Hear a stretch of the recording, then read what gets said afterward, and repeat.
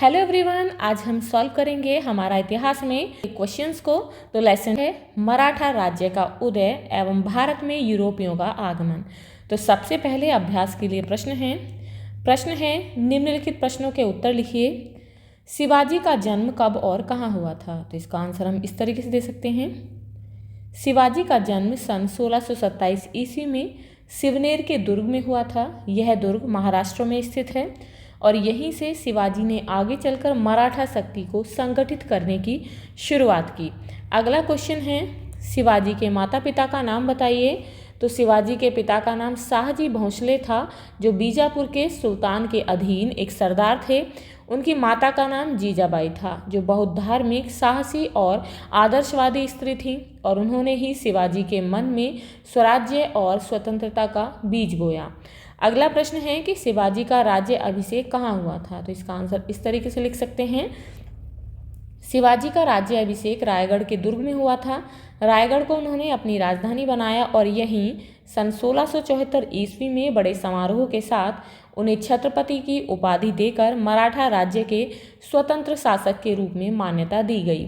अगला प्रश्न है दक्षिण में मराठा शक्ति के उदय का वर्णन कीजिए। तो इसका आंसर हम इस तरीके से दे सकते हैं कि औरंगजेब की कठोर नीतियों और दक्षिण के सुल्तानों की कमजोरी के कारण लोगों में असंतोष बढ़ रहा था। इसी परिस्थिति में शिवाजी ने मराठों को संगठित कर एक नई शक्ति के रूप में खड़ा किया।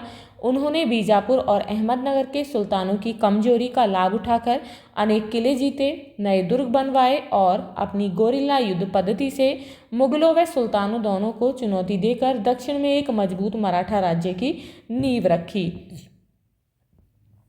अब यहाँ पर अगला प्रश्न है शिवाजी के शासन प्रबंध के विषय में लिखिए। तो शिवाजी ने सुशासन के लिए अष्टप्रधान नाम की मंत्री परिषद बनवाई, जिसमें अलग अलग कामों के लिए 8 प्रमुख अधिकारी थे।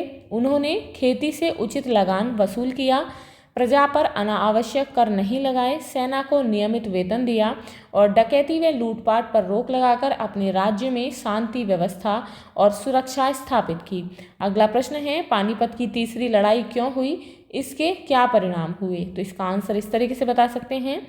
पानीपत की तीसरी लड़ाई सन 1761 ईस्वी में मराठों और अफगान शासक अहमद शाह अब्दाली के बीच हुई, क्योंकि मराठे उत्तर भारत में अपनी शक्ति बढ़ा रहे थे और अब्दाली दिल्ली पर अपना प्रभुत्व बनाए रखना चाहता था। इस भीषण युद्ध में मराठों की भयंकर हार हुई, उनकी सेना और कई प्रमुख सरदार मारे गए, जिससे मराठा शक्ति काफ़ी कमज़ोर हो गई और पूरे भारत में राजनीतिक अस्थिरता बढ़ गई।